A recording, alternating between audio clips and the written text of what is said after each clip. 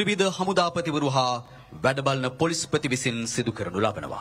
முப்படை தளபதிகள் மற்றும் பதில் கடமையாற்றும் போலீஸ் மா அதிபர் ஆகியோர் கௌரவ ஜனாதிபதி அவர்களை பிரதான கொடிக்கம்பத்துக்கு அருகே அழைத்துச் செல்கின்றார்கள் தேசிய கொடியினை ஏற்றி வைப்பதற்காக.